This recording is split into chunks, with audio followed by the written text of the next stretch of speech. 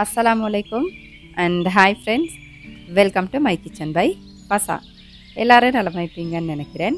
இன்னொரு வீடியோவில் எல்லாரையும் சந்திக்கிறதுல சந்தோஷம். இன்றைக்கு வீடியோ வந்துட்டு கொஞ்சம் ஸ்பெஷலாகிக்கும். என் கசின் சிஸ்டரோட நிக்கா ஃபங்க்ஷன் ஒன்று இருந்துச்சு. அப்போ அந்த கிளிப்ஸ் அதோட நான் லீவுக்கு வீட்டுக்கு போய்த்திருந்தேன். அந்த கிளிப்ஸ் எல்லாம் சேர்த்து தான் வீடியோவை எடிட் பண்ணிக்கிறேன். இந்த வீடியோ எப்படி இருக்குதுன்னு பார்ப்போம்.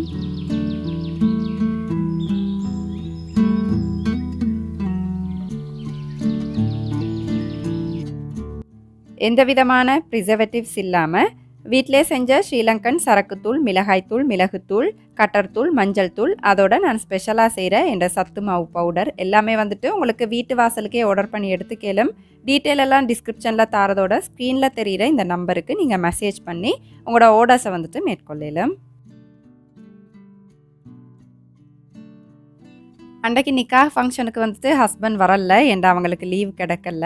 அதுக்கப்புறம் நான் நானோட தான் பேய்த்திருந்தேன். அந்த போகிற சில கிளிப்ஸை தான் இதில் சேர்த்திக்கிறேன். கசின் அப்படின்ட்டு சொன்னால் என் சாச்சிட மகள், என் உம்மோட தங்கச்சிட மகள் தான். சின்னத்திலே கூட இந்தவள்கள் இப்போ நிக்காக பண்ணுற அளவுக்கு பெருசாயிட்டாங்க அப்படின்னு நினைக்கக்கொள்ள ஒரு பக்கத்தால் மிச்சம் சந்தோஷமாய்க்குது. அதோட எங்களுக்கு அவ்வளோ வயசாகிட்டு போகுதுன்னு நினைக்கக்கொள்ள கொஞ்சம் கவலையாகவும் தான் நீக்குது. என்னால் முடிஞ்ச அளவுக்கு சில கிளிப்ஸ் நான் இதில் சேர்த்திக்கிறேன். ட்ரைபோர்டு எதுவுமே இல்லாததுனால கொஞ்சம் வீடியோ வந்துட்டு ஷேக்கிங்காக தான் நீக்கும், கொஞ்சம் அட்ஜஸ்ட் பண்ணிக்கோங்க. சாரி. டைமுக்கு வந்துட்டு மாப்பிள்ளை விட்டாக்கள் எல்லோரும் வந்திருந்தாங்க.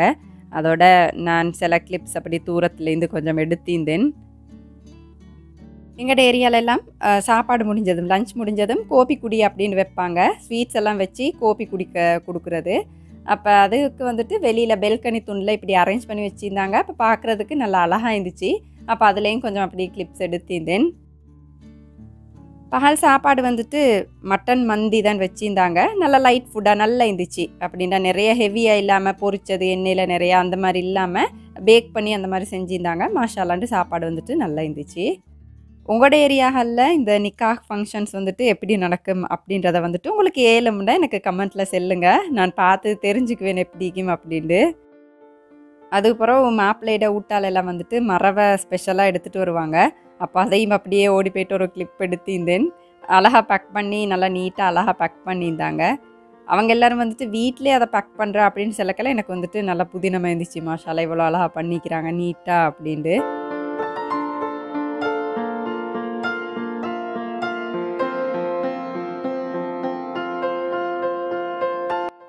அது பிறகு கொஞ்சம் ஃபோட்டோஸ் எடுப்போம் எல்லோரும் சேர்ந்து அப்படின்னு சொல்லிட்டு ஃபோட்டோஸ் கொஞ்சம் எடுத்திருந்தோம். நிறைய நாளாக ஃபேமிலியோட வந்துட்டு நிறைய டைம் ஸ்பெண்ட் பண்ண கிடைக்கல.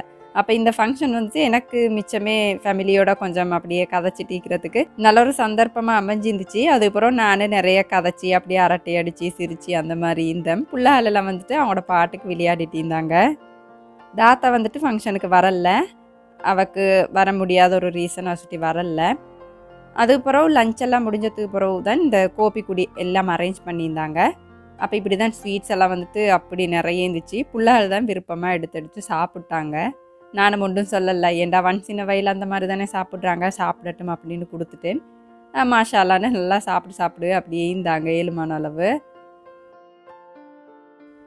மாஷாலாண்டு சாச்சிட மகளே வந்துட்டு நிறைய ஸ்வீட்ஸ் எல்லாம் செய்வாள். அப்போ அவளே நிறைய ஸ்வீட்ஸ் வந்து இதில் செஞ்சுருந்தாங்க.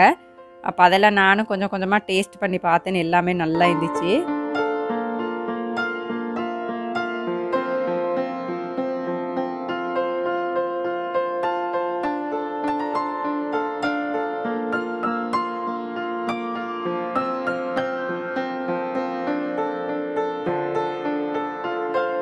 அதோட வந்துட்டு நைட் ஆகி இந்த மரவையெல்லாம் பிரித்து சொந்தக்காராக்களுக்கெல்லாம் கொடுக்குற அப்படி ஒரு இது இல்லையா. அப்போ அதெல்லாம் பெரியாக்களெல்லாம் பிரிச்சுட்டு இருந்தாங்க.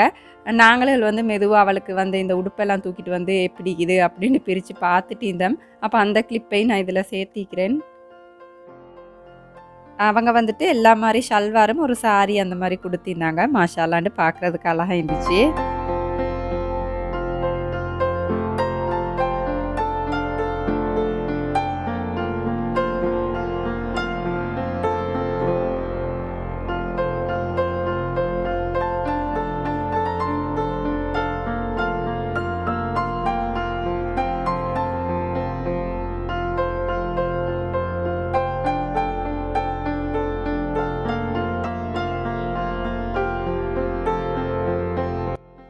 விதவிதமான டிஷ்ஷஸ் நீங்கள் வீட்டில் இருந்தே படிக்கணும் அப்படின்ட்டு ஆசைப்படுற பெண்களுக்கு நீங்கள் வீட்டில் இருந்துகிட்டே ஒரு குறைந்த கட்டணத்துக்கு இந்த 30 டிஷ்ஷஸையும் உங்களுக்கு படிச்சுக்கலாம் வாட்ஸ்அப் மூலமாக.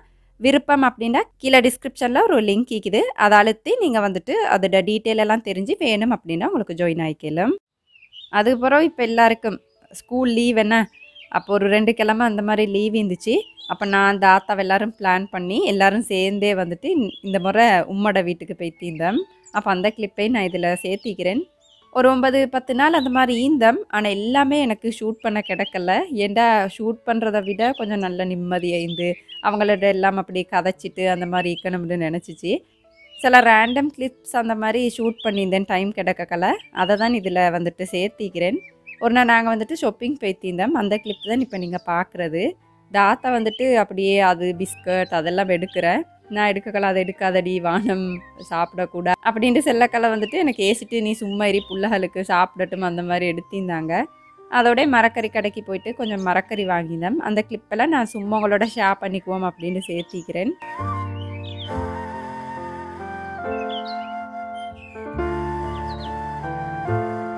அடுத்தது முக்கியமாக இந்த வீட்டுக்கு போகிற கிளிப்லையும் இந்த பின்னால் வயலை ஷேர் பண்ணிப்பேன். அந்த மாதிரி ஒரு என்ன சொல்கிற ஒரு மறக்க முடியாத ஒரு விஷயம் இல்லையா. நான்டா சொல்கிறேன், இந்த வயசு வரைக்கும் அல்ஹம்துலில்லாஹ் இவ்வளோ ஆரோக்கியமாக்கிறதுக்கு அந்த வயலில் விளையாடின நிறைய ஆக்டிவிட்டி காரணமாக்கும். அப்போ அந்த நிலத்துக்கு நான் வந்துட்டு மிச்சம் கடமைப்பட்டிக்கிறேன். அது சுட்டியும் என்ன போதறியா போனால் வந்துட்டு கட்டாயம் அந்த வயலை கொஞ்சம் நேரம் அப்படியே பார்த்து டீக்கணும் மாதிரிக்கும். அப்போ இந்த வரம்புலெல்லாம் நடக்கணும்னு அப்படி ஆசை மாதிரி. ஏண்டா முந்தி எவ்வளோ சின்னதாக வரம்பு சீவி வச்சிருந்தாலும் ஓடியே வைத்திரலும், அந்தளவு ப்ராக்டிஸ் ஈக்கும் எக்ஸ்பீரியன்ஸ் ஈக்கும்.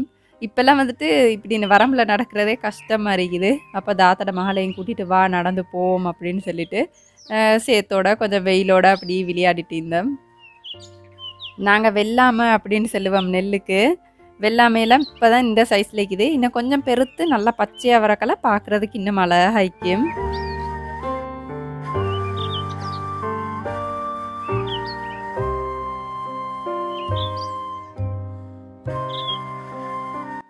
அதோட வந்துட்டு இது செவ்வரத்தம் பூ சீசனோ என்னவோ தெரியா, எங்கே பார்த்தாலும் இந்த செவ்வரத்தம் பூ வந்துட்டு அவ்வளோக்கு பூத்திருந்துச்சு.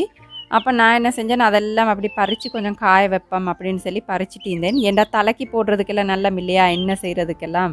அதுக்கு பிறகு தான் கொஞ்சம் அப்படி புள்ளகளோட சேர்ந்து பறித்து காய வச்சிருந்தேன். அன்றைக்கு சமையல் வந்துட்டு தாத்தாவும் உமாவும் சேர்ந்து தான் சமைச்சிருந்தாங்க. நெய் சோறு, கிழங்கு வதக்கி, கோழிக்கறி ஆக்கி, க்ரீன் பீஸ் வந்துட்டு இந்த சாமன் வச்சு செஞ்ச அப்படின்னு சொன்னாங்க. பப்படம் பொரிச்சிருந்தாங்க. கறி கொச்சிக்காய் நல்லா அந்த பிலுந்திக்காய் போட்டு வதக்கியிருந்தாங்க. வேறு லெவல் டேஸ்ட்டாக இருந்துச்சு. தாத்தாவும் உமாவும் சேர்ந்து சமைச்சது. அப்போ நான் வந்துட்டு சாப்பிட்றதுக்கு மட்டும்தான் பேத்திருந்தேன். நான் இந்த வீடியோ ஷூட் பண்ணிட்டு இருந்ததால் எனக்கு கிச்சனுக்கு வந்துட்டு கொஞ்சம் போக கிடைக்கல. டெசர்ட்டுக்கு வந்துட்டு தாத்தா இப்படி புடிங், கஸ்டர்ட் புடிங்க்கு மேலே ஜெல்லி ஊற்றி அந்த மாதிரி புள்ளகளுக்கு செஞ்சுருந்தாங்க. இப்போ புள்ளகளும் வந்துட்டு விருப்பமாக சாப்பிட்டாங்க. இதை எத்தனை வயசாயினாலும் தாய்க்கு புள்ள தான் இல்லையா, அந்த மாதிரி தானே எங்கட உமாவும். அங்கே தானே வேலை, இங்கே ரெஸ்டடு அப்படின்னு சொல்லி டீயையும் ஊற்றி அப்படியே கயிறக்கம் தருவாங்க. அதெல்லாம் நினைக்கக்கல கவலையாய்க்கும் கொஞ்சம்.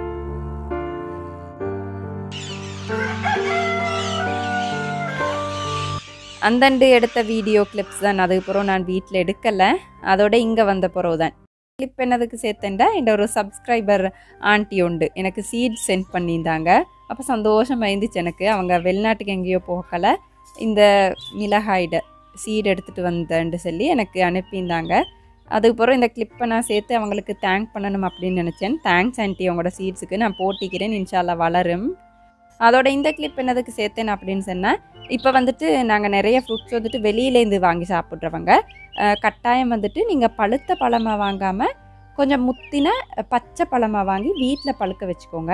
ஏன்னா பழுக்கிறதுக்கு அவங்க கெமிக்கல் பாவிக்க வேண்டிய அளவை விட நிறைய பாவிக்கிறதா இப்போ வந்துட்டு தகவல்கள் வருது இல்லையா.